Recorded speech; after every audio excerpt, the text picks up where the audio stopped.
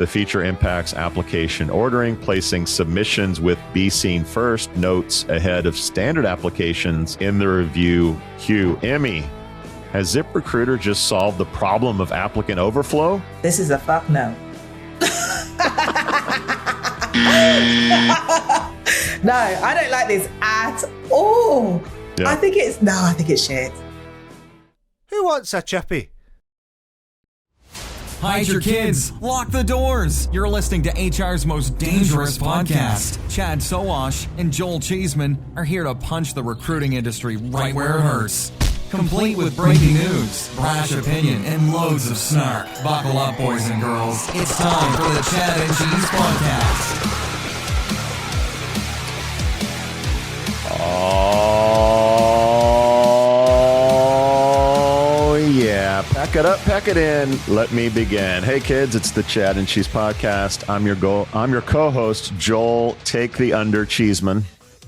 And I am Emmy. Where did I go? Where do you go? And on this week's episode of HR's Most Dangerous Podcast, Rippling suits up for the big game. LinkedIn is changing the game, and aging job seekers are lying just to stay in the game. Let's do this.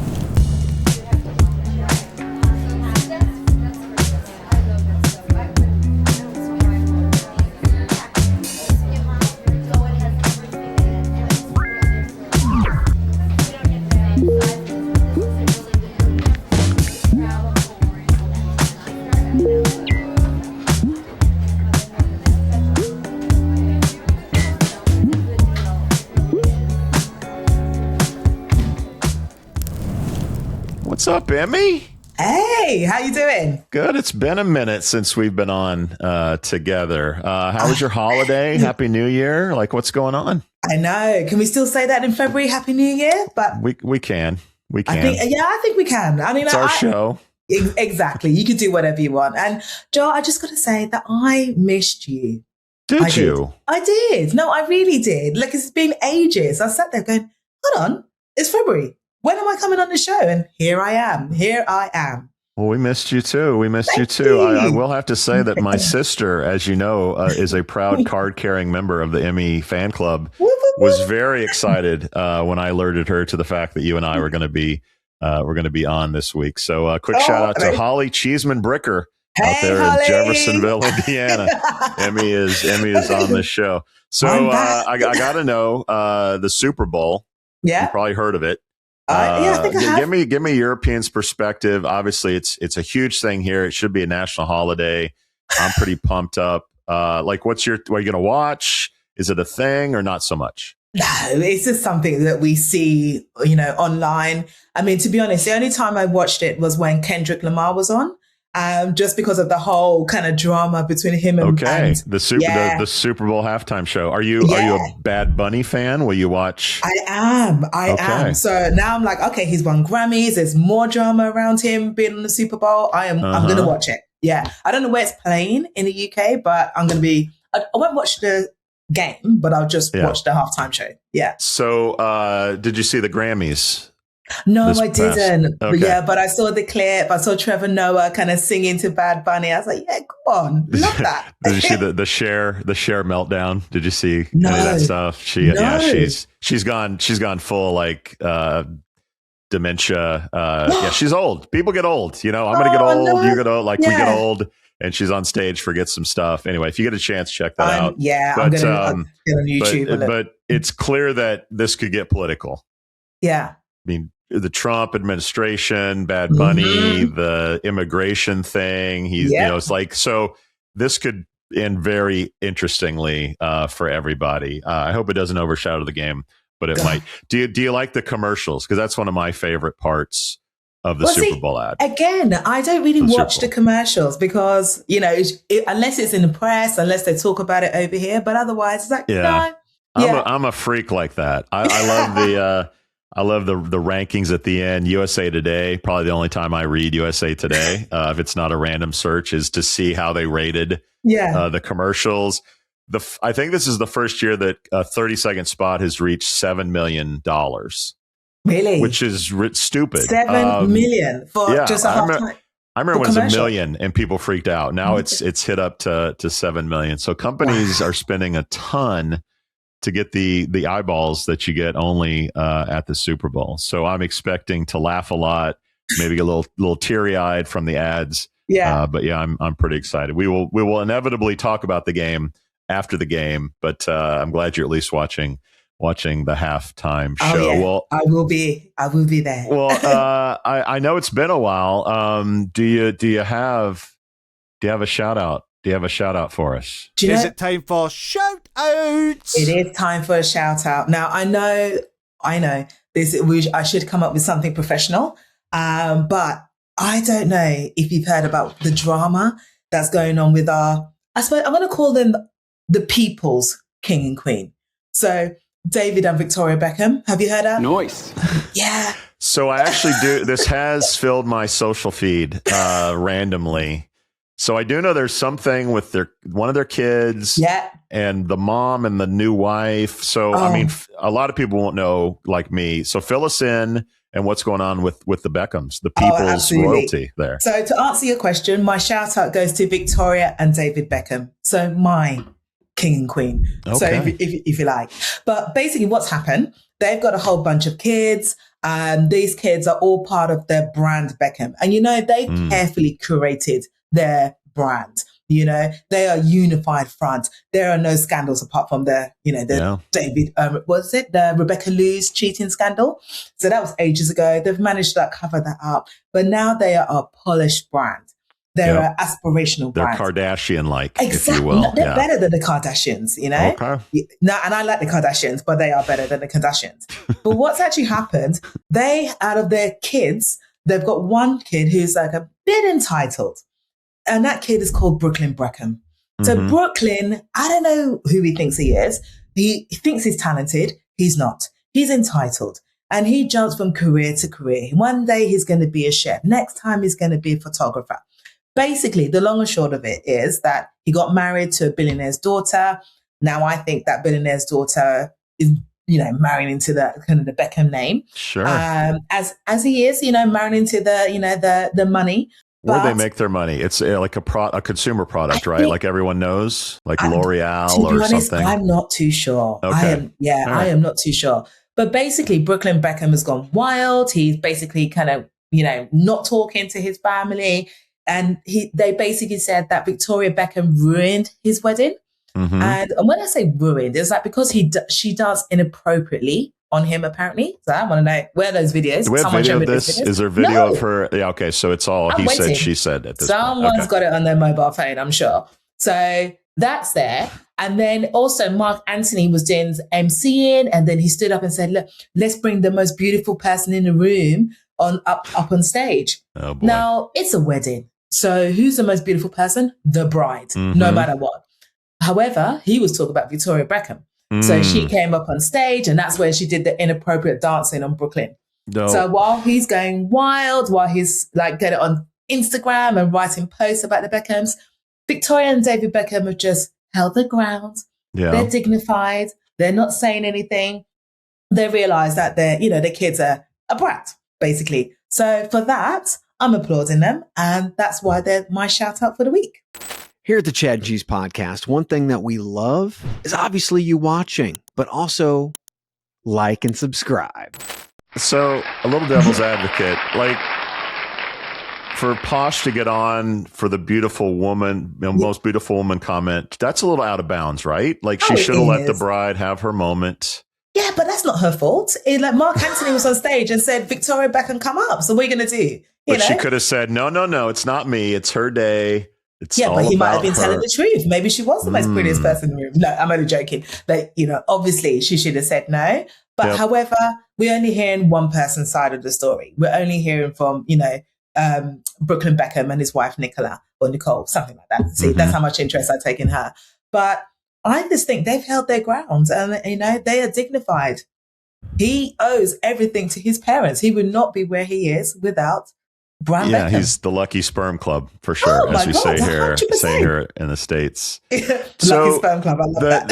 Correct me if I'm wrong. The names of the kids are where they were procreated, where they were consummated. What? Because they. Oh, I think only Brooklyn is. So you got Brooklyn, you got Harper, you got Romeo. I mean, they're all shitty names, to be honest. But so this is before the glow up era. So we're not Brooklyn is the one who got consummated in Brooklyn, New York. Yeah, 100%. It's all very entertaining for sure. Notice this? I feel like I'm taking crazy pills. All right, I'm going to take that love story and bring it down to another love story.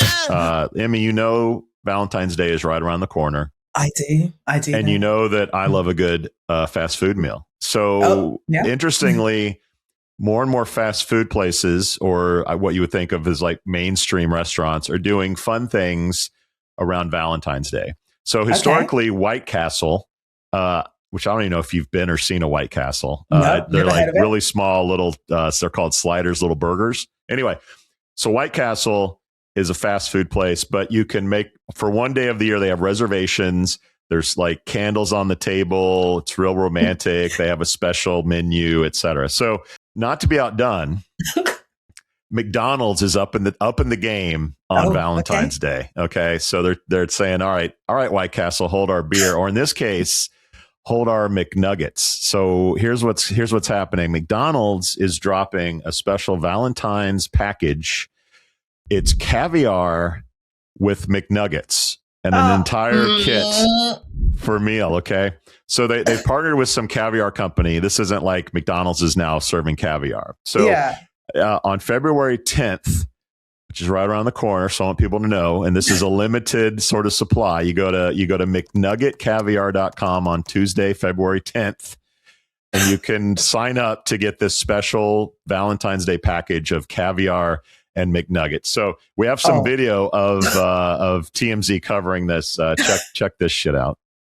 So apparently McDonald's is entering their bougie era because for Valentine's Day, they are launching McNuggets with caviar. And yes, McNugget caviar is real. They're teaming up with Paramount Caviar, debuting an exclusive McNugget caviar kit, and each kit comes with 1 ounce tin of McNugget caviar, a $25 Arch gift card, which is a McDonald's gift card, and creme fraiche, a mother of pearl caviar spoon. Not to mention, McDonald's says this is completely free for fans. There's even a McNugget caviar countdown that McDonald's has shared. McDonald's says the idea came from fans who were already out here dipping nuggets in caviar on their own, so the brand basically said bet. Single ounce of Paramount's caviar usually goes for about $95, so I guess this is a good deal. I mean, nothing says romance more than fish eggs and McDonald's nuggets, so let me know if you guys are trying this out for Valentine's Day. Yeah, I'm not trying it out. My comment is, why would you mess up a good McNugget with some fish eggs? Like, barbecue sauce is good enough. Barbecue sauce is... There's nothing wrong with barbecue sauce. Why is McDonald's going bougie? That is the... Because it's good marketing, Emmy, because people like you bring it up and talk about it on the show. Anyway, shout out to McDonald's upping the ante on Valentine's Day. Which... I gotta think, would Posh eat a McNugget if it had caviar on it? Oh no, she's far too refined for that. She's not gonna go. She's probably never stepped foot in McDonald's before, so no. She probably has not, and she has not signed up for free shit from Chad and Cheese, which is a travesty. Let's hear from our buddy out in Scotland, Stephen McGrath. Hi everybody, it's me, Stephen McGrath, and I'm here to tell you all about how you can grab some free stuff from chadcheese.com. Now, you might be wondering why I'm sitting here topless. And the answer is really simple.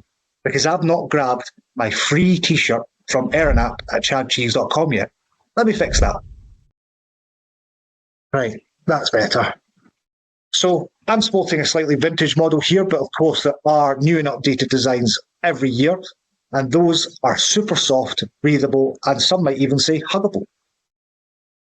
Now, what else can you get? Of course, you can get some craft beer. It's not just any regular rubbish beer. That's craft beer brought to you by the data geeks at Aspen Tech Labs. And if you're not into beer too much, then... Oh, 2 seconds. I'm just going to get that. Then you can always go for chicken cock, baby. That's right. Not 1, but 2 bottles of chicken cock from the lovely people at Proven Base. Now, you're not going to get any of this stuff unless you go to chadcheese.com/free and get yours today. Love it. Love it. By the way, you might have realized that we have a new sponsor for our chicken cock giveaway. Special thanks to Proven Base for taking the new spot. And obviously, thanks to Van Hack for supporting that giveaway and spreading the love one bourbon at a time to our fans around the country. And with that, Emmy. Topics! All right. Speaking of Super Bowl, Rippling is dropping their first Super Bowl ad on Sunday. It's a 30-second ad that will appear in the third quarter. It stars comedian Tim Robinson as a, quote, evil genius, corporate mastermind whose world domination plans collapse due to crappy back office software. The spot is part of the Rule Your Business campaign, aiming to position Rippling as the seamless all-in-one HR solution. It's the first of a 5-part series featuring the comedian that will also be seen on streaming, social media, and all your TV platforms of choice. VP of Brand Nick Weisner says it's a big shift to mass awareness for broader business audiences. Let's take a look at that new ad from Rippling. This city's been nothing but nasty to me. After years of planning, I'm finally going to get my revenge. I'm going to trash the town with Baby Breck. Unfortunately, Baby Breck hasn't been onboarded yet. We're still waiting for his laptop and health benefits. Baby Breck? You don't even know what a laptop is. He's not onboarded? No, and his harness wasn't approved by finance. They're stuck chasing down receipts. The harness was going to dangle him from the chopper when we bring him into the town and drop him in. All right. Okay, Emmy, your thoughts on Rippling's Super Bowl, multi-million-dollar Super Bowl ad? Well, I watched it earlier today and I just thought, what the hell am I watching? But then I watched it again. I went, you know what, this is actually quite funny and quite clever. And, I get what they're doing. When you think about the B2B SaaS market, there are so many people in that playing field. It's crowded. Mm-hmm. So if it's so crowded, you need to stand out. And that means brand differentiation. That's going to really matter now. You need to be top of mind. You need to be the platform that, clients or potential clients are going to go to. You want to make sure your existing clients don't churn. So I get what they're doing. If they change their approach, go down the kind of mass awareness campaign, they're going to stop being, I suppose they don't want to be invisible. Like I said, they want people to remember who they are. They want that emotional recognition that, soft drinks have, car companies have, potato chip companies have. And when they think of, okay, their pain points in their company, so, fragmented systems, shitty onboarding systems, things like, not being integrated properly, and they want looking for a one-stop solution, hopefully with that advert now, they're going to go, I know someone, Rippling. So I like it. I think it's clever. So you know what they're doing, which is good. Doing, step bro. So it's always odd to me when B2B companies advertise on the Super Bowl. Yeah. If you're a consumer product, if you're food, drink, whatever, you need mass market appeal, totally makes sense to me, especially in today's world where everything is so fragmented and disparate. But I always sort of raise my eyebrow when a B2B company advertises. And I have outlined 3 reasons why B2B companies typically advertise in the Super Bowl. Okay. The number one reason is their CEOs usually weren't hugged a lot as a kid. So they want to put their brand out there. And I'm reminded most of a company called GoDaddy, which still exists. It's you buy domains. Nope, makes no sense to advertise a domain service on the Super Bowl, right? But he had stars and it was funny. And so his head used to be the logo. They've evolved from that. Salesforce is another one. Let's put Mike, McConaughey on the ads and make them funny. And he's a CEO that's really out there. And if you look at Conrad Parker, who is Rippling CEO, he looks like he wasn't hugged a whole lot as a kid. So I could totally see him being I need some attention. I need some love here. The second one, which makes sense to me, is recruitment and retention. Mm-hmm. People are more likely to work for your company if they saw you on the Super Bowl. It sounds totally stupid, but people like to tell their friends and family hey, I work for X, and if X advertise on the Super Bowl, then grandma knows it's a real company. So I feel good about it. So my employees are happy, and I can probably get a lot more applicants that now know me and now want to work for me because I'm cool enough to be on the Super Bowl. And the third reason, probably the most important, is here comes the IPO message, which means this is for Wall Street. This is for all the analysts that are watching the game, and every meathead Wall Street knucklehead that's on CNBC and has a podcast is watching the Super Bowl. They're going to see Rippling. And then 4 to 6 months from now or whenever, when Rippling goes on their tour of Wall Street and talks about the IPO, all these analysts are going to go, oh, yeah, I saw them on the Super Bowl. They're a legit company. They're for real. And they're going to listen to what you say, and they're going to buy the stock. So the three reasons that I think Rippling are doing this is, one, get some attention to the CEO. You have to see when he needs to feel good. Yeah. Retention and recruitment of people. And number three, I think the IPO is probably coming. So with that, and if that's your litmus test, it's a strong ad. Like it's fine. It's very kind of like, what the fuck did I just watch? Yeah. But it's a 5-part thing. So I'm assuming that the next ad will make more sense to that one. It's sort of like the storyline, the billboards. Like the billboards in the US, they used to, like, one billboard would say a message and you'd be like, what the hell is that about? And then a mile down the road, the next billboard would say another to like complete that. And eventually at the end of the road, you're like, oh, that's what that was. I was looking at a shaving cream ad. So there is some precedence to this working. It's been a while since a company in our space has advertised. The days of Monster advertising when I grow up, or Career Builder, the Career Builder monkeys, I'm going way back for people, is long gone. So I always like seeing the industry on game day. I can tell people, hey, I talk about them on my show on a regular basis, and now you know they're really stupid is. because they're like they're embroiled in this sabotage deal in Ireland, and people are like corporate spies. So it's fun for me because I can talk about shit as well. But yeah, we'll see if all those things come to fruition, and particularly the IPO would be pretty interesting in my opinion. But so far, I guess we're both going to sign off on the Rippling Super Bowl ad. 100%. I think it's like I said, I think it's clever, and I think what it does, it reaches out to those influencers in the organization. You've got the people in procurement who obviously they're responsible for buying it, and then end users. But what about those people who influence the hiring any decision? If they're watching the advert, they go, "Hey, by the way, over the weekend, I saw this advert." As long as it's a good ad, I mean, it's not my money, so why do I care? But money aside, it's always fun to be an advertiser in the Super Bowl. But one company who won't be advertising apparently is LinkedIn. But LinkedIn is heating up the money printing machine, as we learned this past week on the Microsoft earnings call, which revealed that LinkedIn has surpassed $5 billion in quarterly revenue for the first time. The growth has been driven not by recruiting tools, Emmy, not by hiring, but by its advertising business, LinkedIn Marketing Solutions. Most notably, the growth has been fueled by the platform's push into short form video content, i.e., we want to be like TikTok, just like everyone does. LinkedIn, Emmy, this is not your grandpa's LinkedIn. What are your thoughts on the new highs?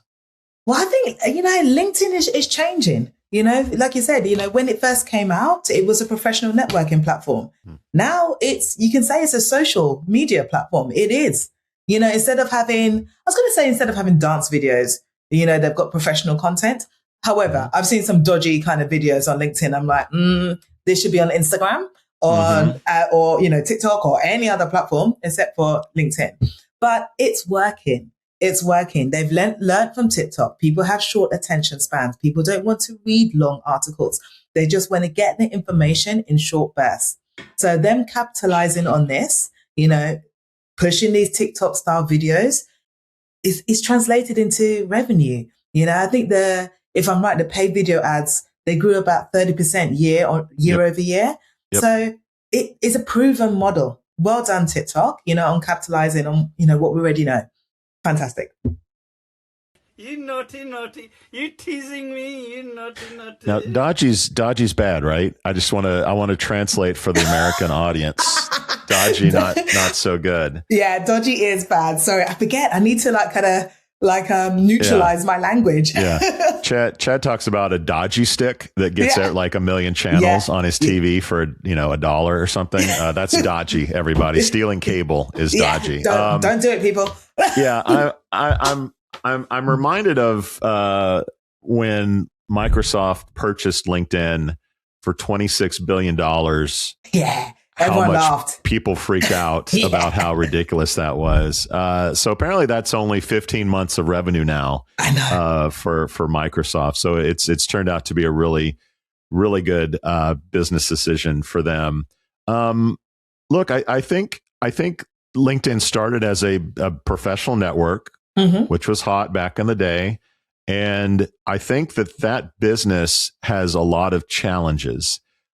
If the market is down, that's a challenge. If people aren't hiring, there's other competition, obviously, Indeed. Yeah. So, I think that it's hard because I think the old stat is people look for a new job every 2 to 3 years, right?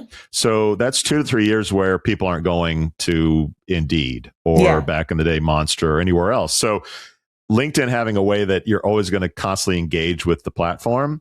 And let's be honest, that took a while. It used to be like white paper articles from, some company you followed. And now it's, thanks to video, short form videos of people like JT and people that we know, Mo, that are posting really good content. And that is really taking off.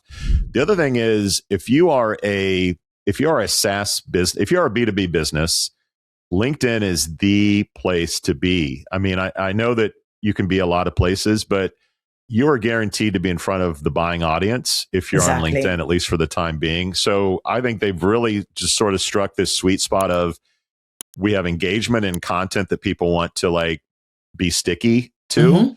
And we also have that audience to where now advertisers want to come in and be a part of that. The bigger question I have, and I think this is going to be a theme for me, probably for the next 6 months to the year. If you pay attention, so what we didn't talk about is what happened to Microsoft stock after the earnings call. It's down. It's down a lot. If you are a software company, life sucks right now as a public company. If you look at Salesforce, Workday, ServiceNow, SAP, pretty much anyone in that space, the street, the analysts on Wall Street have decided that generative AI is going to fuck your shit up in a big way. Now, earnings on all these companies were great, but everyone has bought into the narrative that business is not good in the future. And if you think it's bad for them, what do you think businesses like at Eightfold, Phenom,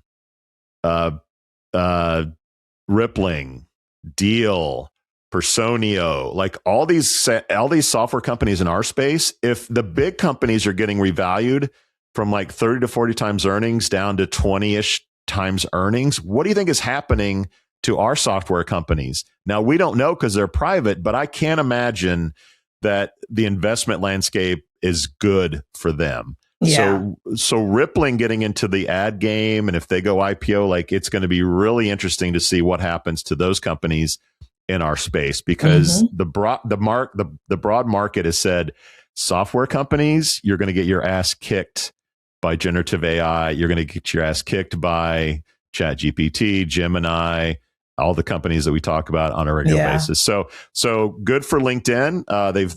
They've hit a sweet spot. They've hit it, but the business at large of software is really challenged. And I'm going to watch this, and I think it's going to be a really hot topic in our space for the next year or so. And with that, let's take a quick break. When we come back, we'll talk about resume Botox, which if you didn't have that on your bingo cards, you're not alone. I didn't have that one either. Guys, if you like what you're hearing, please give us a like, a follow, let your grandma know, whatever. We'd love to hear from you. We'll be right back. So you posted a new job ad. Now you can sit back and wait for the applications to roll in, right? That's why we built JobPixel. Imagine showing candidates why your company is great with real people, real stories, and real culture. With JobPixel, it's not just another job ad. It's an invitation to something much bigger. Video gives you a 3 times better response rate. So instead of chasing after candidates, they'll be coming to you. And with a 34% boost in conversions, candidates aren't just looking, they're applying. And if you're worried about people clicking away, don't be. Our videos reduce bounce rates by 25%. That means they're watching, they're engaged, and they're interested. 282% more engagement. Yeah, you're going to need a bigger inbox. Finding the right candidate is tough, but with JobPixel, it doesn't have to be. Show your company's authentic story, and the candidates will follow. Let's make recruiting fun again, because honestly, it could use some help. Do you want to see how JobPixel can save you time and money while achieving your KPIs? Schedule a demo today.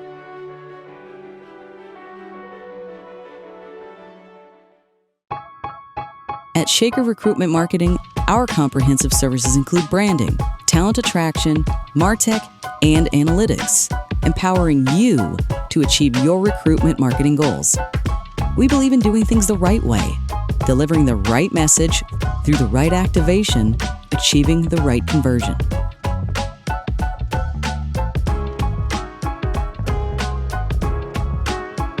For us, business is deeply personal. Our legacy is built on relationships. Together with our people, clients, and partners, we've been shaping the world of talent for over 70 years.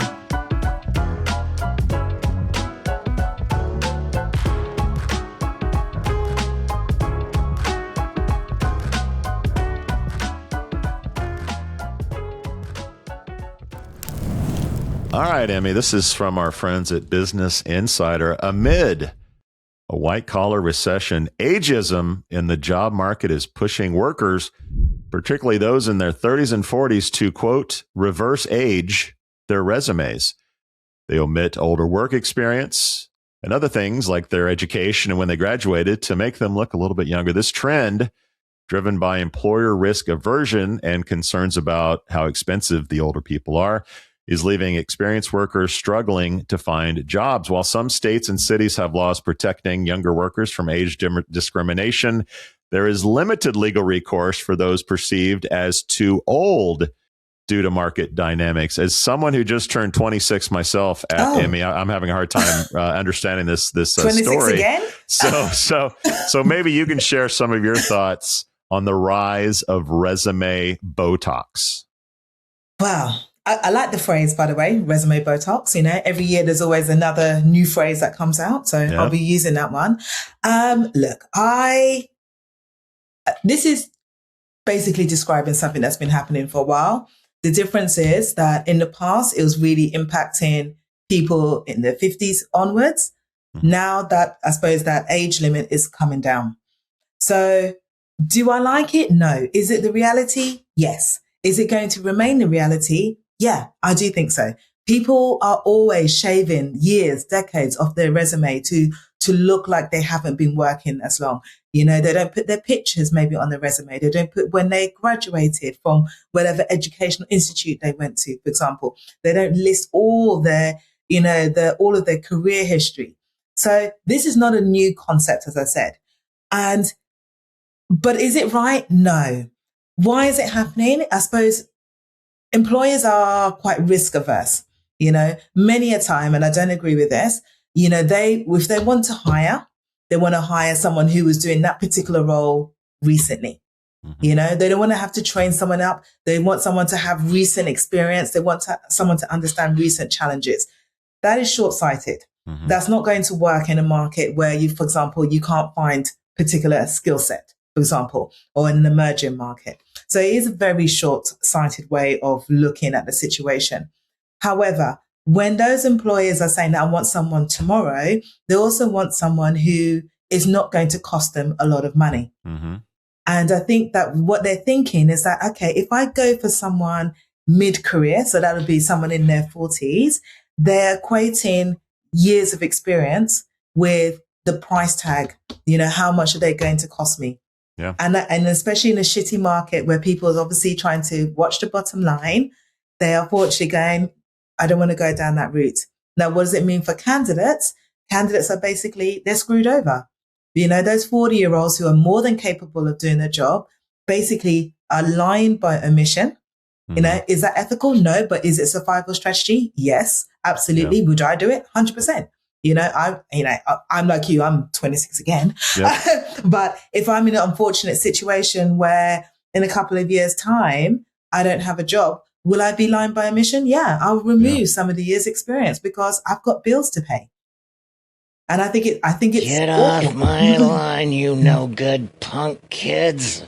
So I read this as Gen X gets fucked again. Frankly, like we missed that on the boomers' riches. We missed like sex was going to kill you, drugs were going to kill you growing up. Like we've just gotten kicked around our whole life, and this is the next thing to me. Just when we're in line to take the reins, to head the company, to like be the big wigs, then this happens. Being old is bad. Being old is bad, and thanks AI, basically. Look. I've been in this space since the 90s. What I have learned in 28 years, no person starting can do. No, like part of our advantage of the podcast is that Chad and I are old guys and have context, nuance, and we know history, and we can say, look what happened 20 years ago. Like you can't do that. And historically, workers that were new didn't have that context, that nuance, that ability to bring historical perspective. The problem is AI today can learn as much as I did over 25 plus years in no time at all. Yeah. So where AI might not have some of the nuance or comparative, basis of what happened then and now, it's not quite there. It can know everything that someone in their 40s, 50s, 60s and older took years and decades to learn. So our secret sauce is sort of gone. Our ability to know everything that needs to be done in a job. So to me, we're in this like this really short window. If you're an entry level, right out of college, sort of white collar knowledge worker, life sucks. Because those coding jobs, those like, hey, basic marketing tasks, those sales calls, like all of that can be done as good probably as could be done by someone who's 24, 23, whatever. And then we're too old because we cost too much. So employers in my mind are looking for that, like, let's call it 30 something who's not too expensive, has a little bit of like, I can play nicely with people. I understand the dynamics of business. Those people are the only people right now, in my estimation, that are winning in this new world. And that's a very small group of people. And then, of course, I guess the very old who are writing the checks are still kicking ass and will kick ass until they die, which is probably never, because science will catch up to a point where the boomers just live in fight them. So that's the reality that we're working. So we're in a survival mode if we're in our 40s, 50s of, okay, I'm going to dumb size myself. And probably there's no narrative about this now, but am I taking less money because now I have less experience? Maybe I don't really have that MBA. Maybe I don't have that 10 years at Deloitte or whatever it is. Maybe they don't have an option. And maybe I'll be lucky. I just get my foot in the door and then they learn how awesome I am. And then maybe I'll reveal some of these things later. But to me, it's a sad narrative on the business world that older people with experience and scars and everything that traditionally has been a good thing for business now is a negative. And that's a sad, sad statement of affairs. Absolutely. Makes me want to cry. I'm sorry. I didn't mean to. Maybe it'll work out okay. Maybe it'll be 60% okay. 60% of the time, it works every time. All right, well, let's get to another big problem of the day, du jour, if you will, resume slop. We heard about the Eightfold story last week and other cases, but we've been talking about quiet hiring, resume slop for a while now. But the mainstream finally is catching on to this issue. Harvard Business Review published a report recently entitled, quote, AI has made hiring worse, but it can still help, which was kind of a positive spin on the story. Basically, it says AI's implementation has led to challenges, including decreased trust due to the mass production of polished candidates, decreased accuracy despite increased speed, and ethical concerns surrounding bias and inequality, which I don't think we've actually scratched the surface on on this issue. HBR adds, despite these shortcomings, AI can enhance hiring when used properly, enforcing structure and consistency, reducing bias, and improving measurement accuracy. Unfortunately, humans are involved and they screw everything up. Emmy, employers are unhappy. Job seekers are unhappy. This will probably get worse before it gets better. But what's your take on all this slop? Everybody's unhappy. Again, I'm going to start crying. Look, my take is, it makes me laugh. A lot of the vendors of kind of AI tools, they're saying that, AI is going to fix everything. And don't get me wrong. I agree with you. There are so many benefits. I'm a massive fan of AI, but their claim of AI fixing hiring, that's not happening. That is not happening. There are too many things that's actually broken at the moment. Like you say, candidates are unhappy, employers are unhappy, and it's going to remain that way for a little while.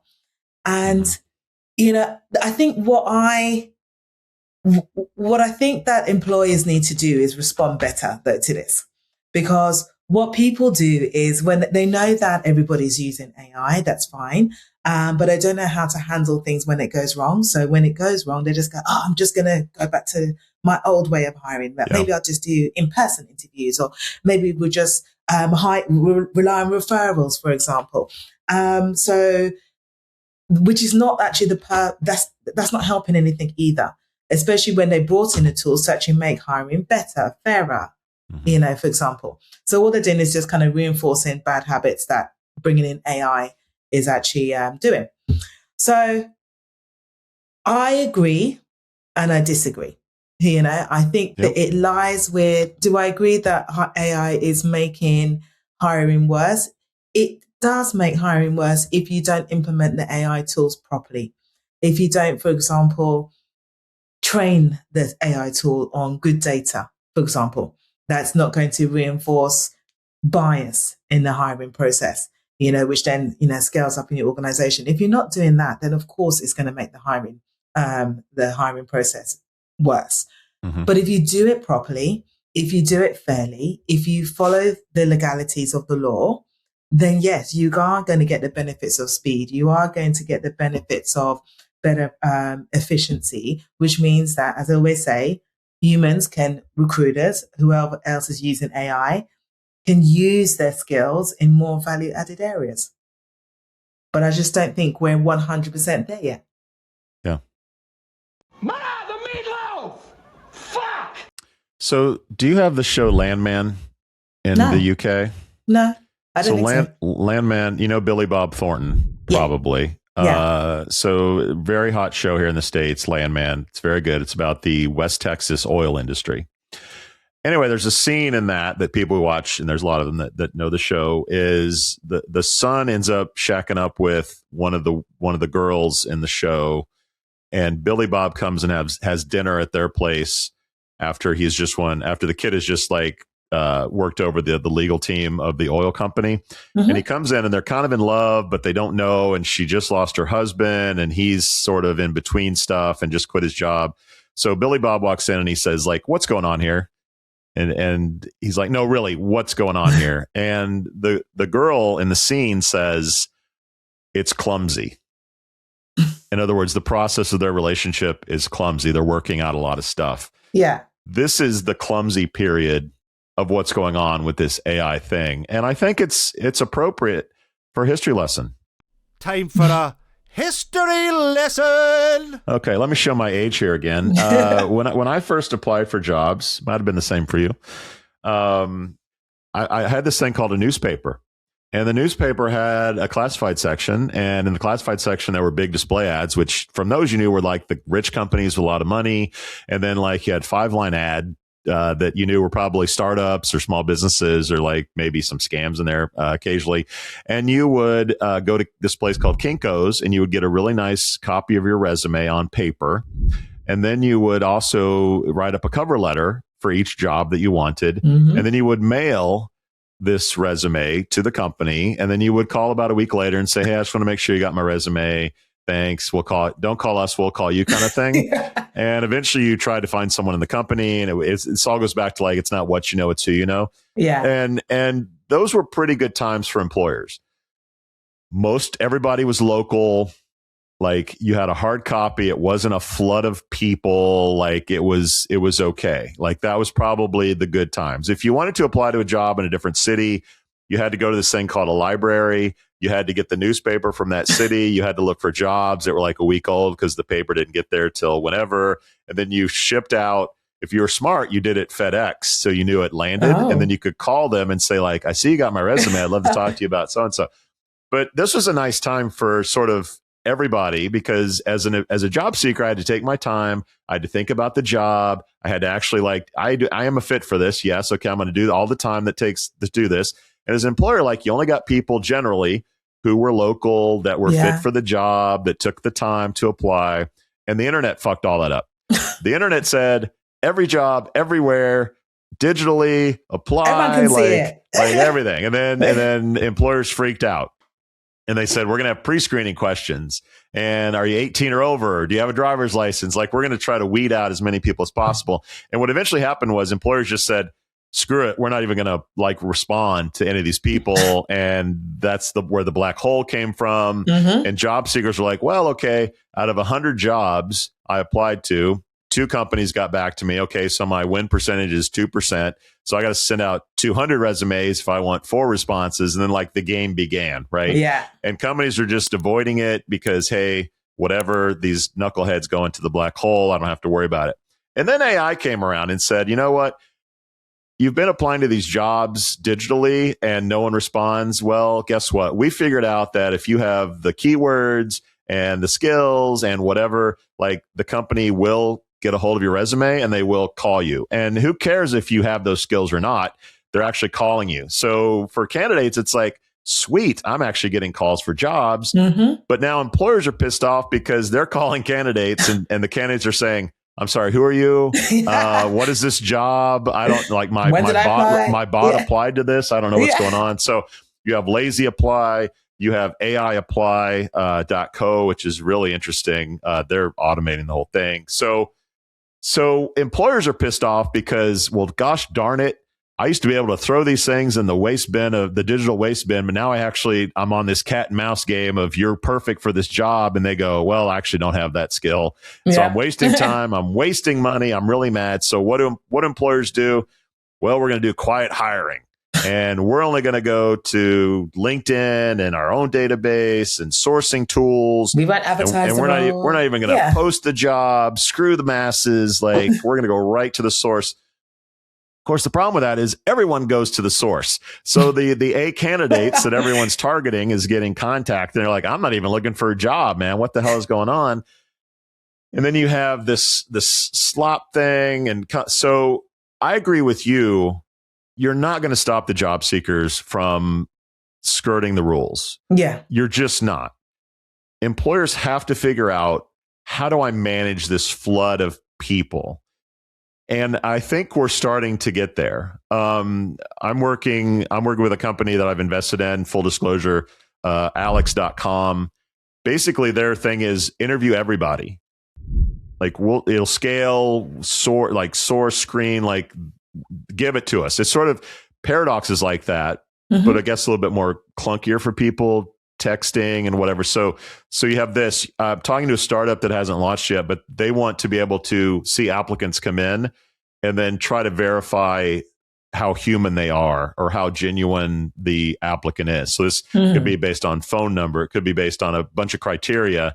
So when you go to your ATS, you'll see the candidates, but you'll see a green light, maybe a yellow light and a red light. And the red lights are like, this probably is not a person you should contact. But the green, that's probably a real person that has really like responded to this job. So I agree with you that the job seekers are going to job seek. Like they're going to do their thing.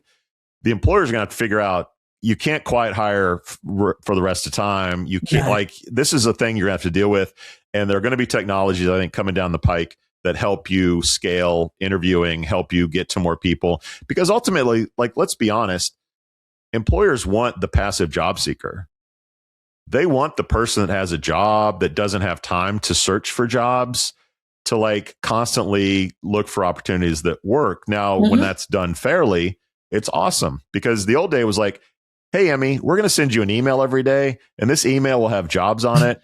Some of the jobs might work. Most of them won't. We hope that you click on the jobs that look interesting and then apply to it, which never happens. Once you get a job, like you don't check that email ever. Right. Yeah. So, but if you could have an agent on LinkedIn or Indeed, or like, I think AI Apply just looks at Google for jobs, right? So they're applying directly to the companies, which companies kind of want, right? So you have this world where I'm a great candidate, but I'm working. I don't have time to search for jobs, but my agent is going to go out, look at jobs, apply, go through the process. And then when there's a match, they'll contact me and there'll be a face-to-face interview. Ultimately, bots are going to interview bots in this process. And then humans are going to come in at some point. I mean, I don't know what else at a base level, at the top of the funnel. I don't see how you get around robots interviewing robots and then trying to make as good a match and as fair a match as possible to then have face to face. I think there are definitely issues around bias that are going to come up, and that's going to be a thing. But I'm curious, what do you don't want that? You don't want that future. I want to have as much of a human element in the recruiting process as possible, because I just don't think that, I don't care how sophisticated the technology is, I don't think you're actually you'll be able to recreate a machine that can understand human relationships, understand and like be empathetic, for example, understand the complexity of certain situations, understand how to manage ambiguity. I just don't believe that will happen. Those are human skills. And I think let's see, but I just think we are not going to be able to replicate that in the machine. Yeah. And I definitely don't think that should be, even if they do, I don't think that should come into the hiring process. People are three-dimensional.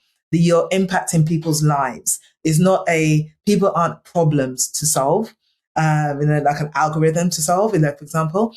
They are three-dimensional human beings. And when you make too many decisions with any kind of technology, including AI, and you get it wrong, the implications are bad. You're impacting someone's livelihood. You're impacting someone's human rights.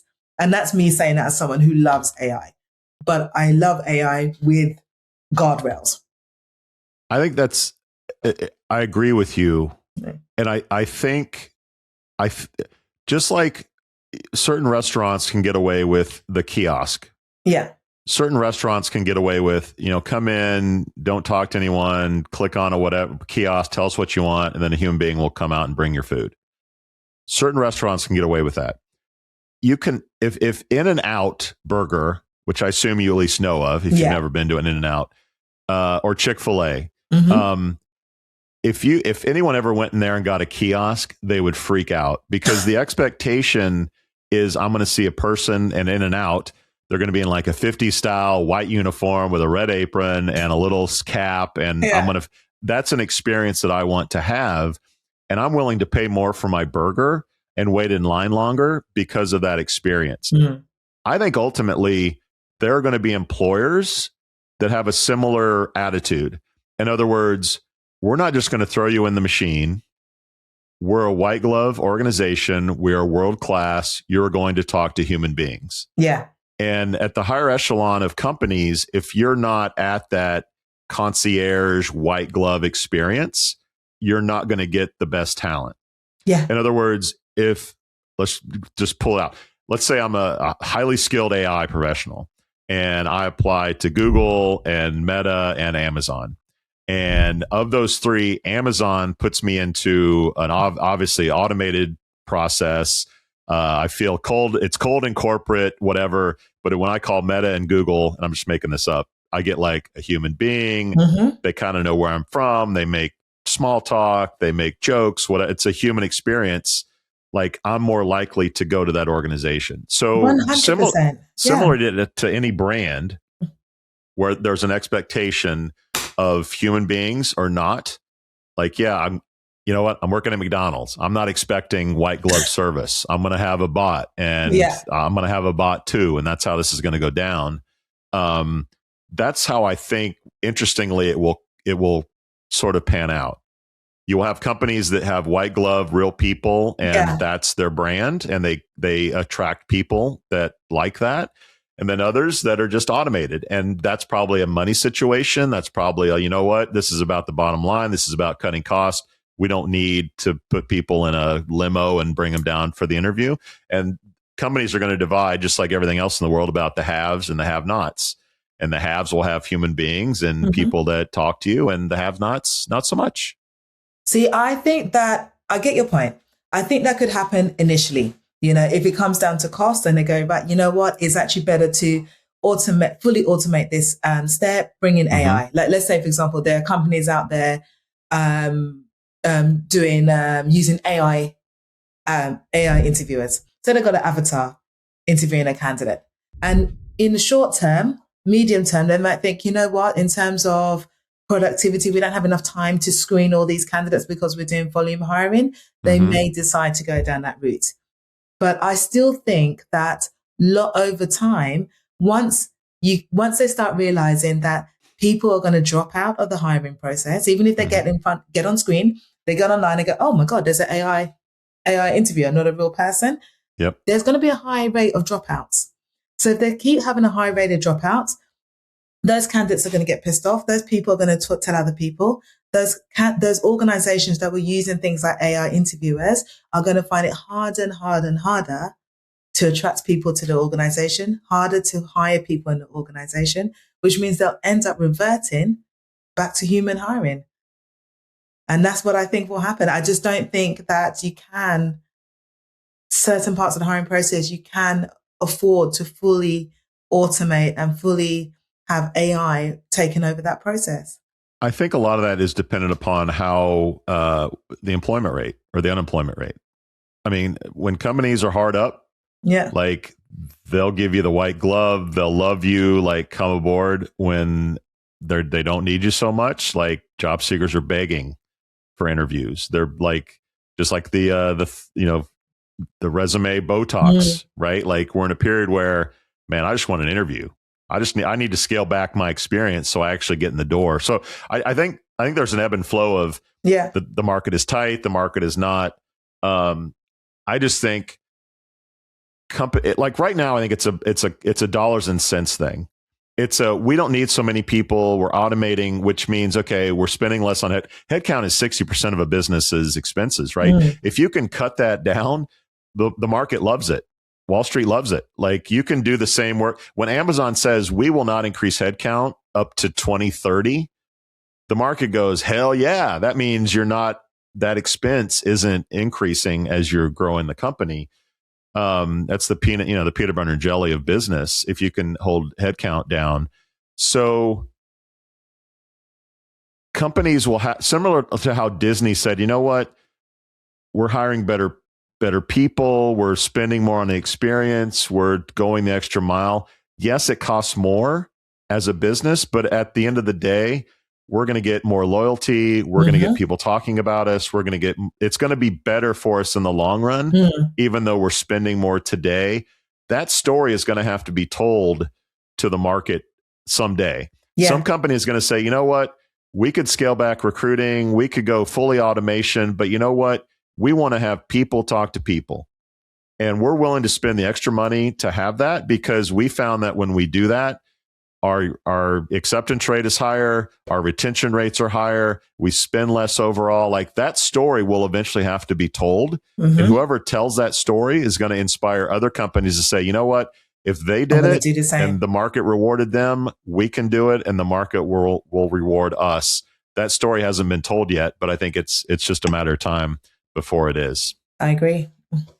And speaking of stories, we have one more left after we take a quick break. And guys, if you haven't left us a review on your favorite podcast platform of choice or YouTube, you can see our beautiful faces in the flesh on YouTube. Yes, it's true.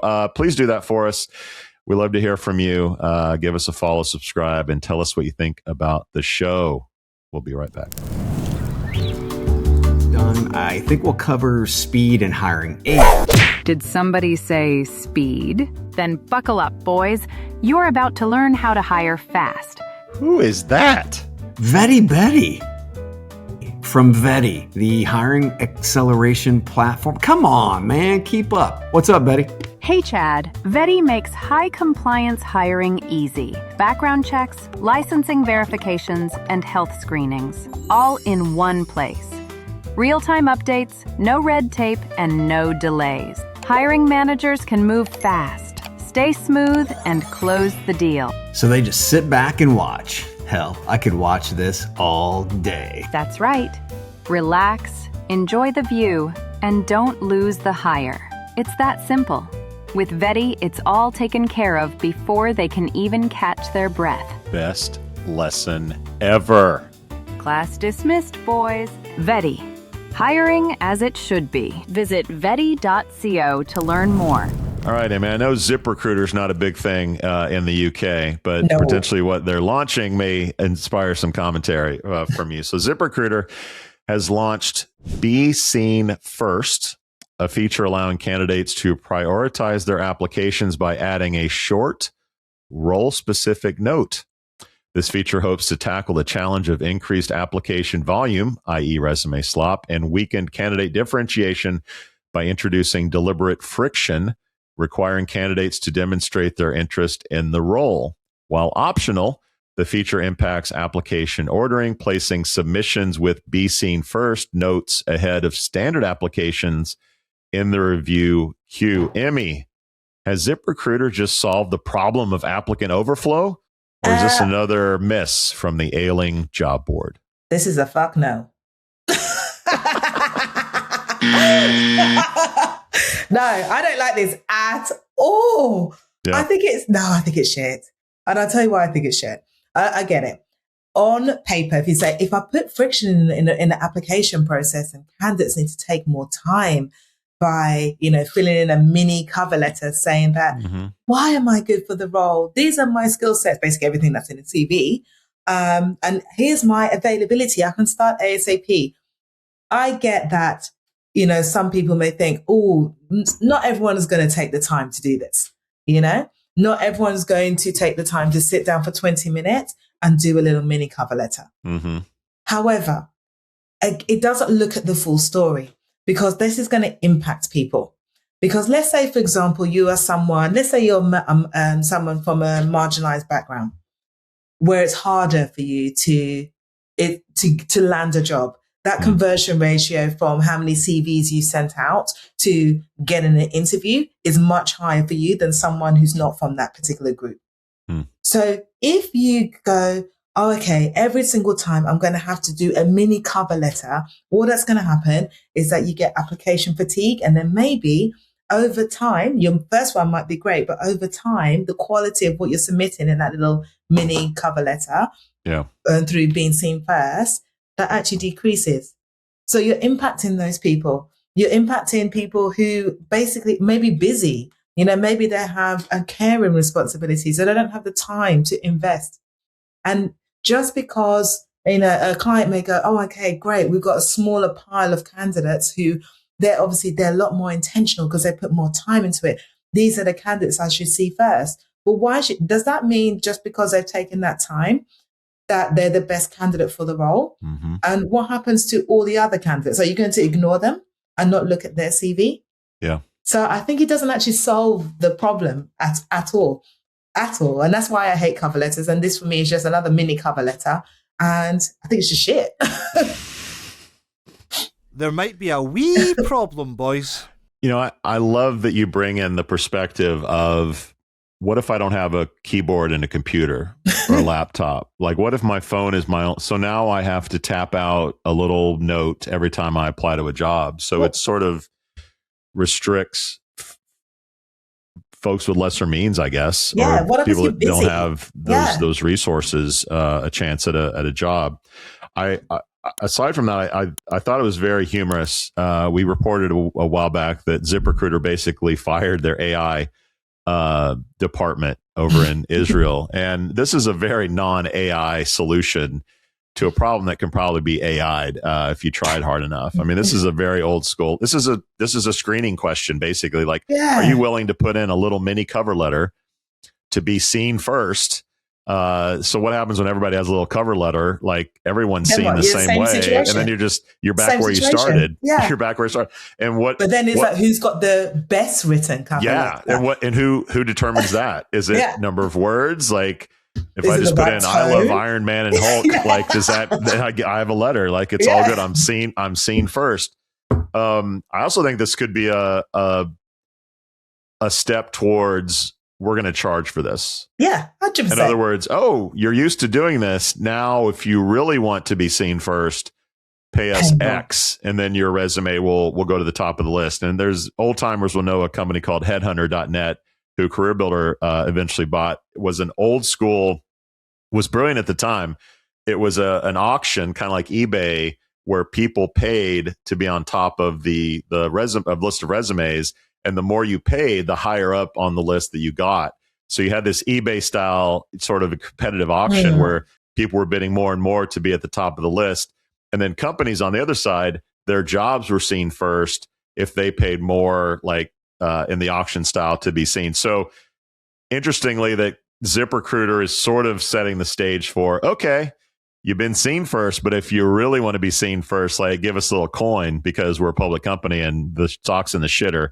By the way, it's headed towards $2 a share. It debuted at 19 back in the day, just so you know. By the way, their podcast, which still sucks, still only has 20 reviews on Apple. No. So the company has better things to do than this thing. I think it's a total stinker, and it totally underscores how they do not have the technology chops to create something that is better to decipher, like who's seen first, who's a real resume, who's matching better to the job. Like they are clearly failing at that.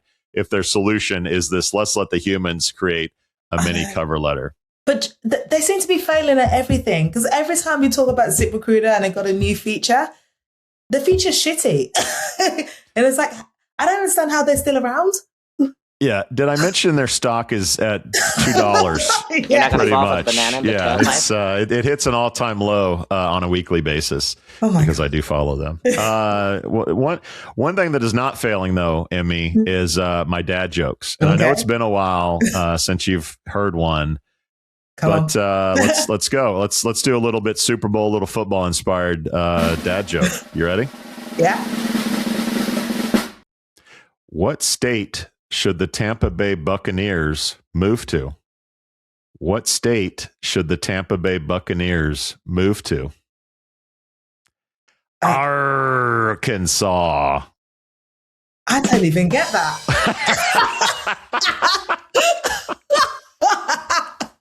I'll explain it after. Oh my God, I'll explain it in the green room. Emmy, it's good to see you. Thanks for joining me. Hope you had fun. I did. We out. Thank you for listening to, what's it called? A podcast. The Chad. The Cheese. Brilliant. They talk about recruiting. They talk about technology. But most of all, they talk about nothing. Just a lot of shout-outs of people you don't even know. And yet you're listening. It's incredible. And not one word about cheese. Not one. Cheddar. Blue.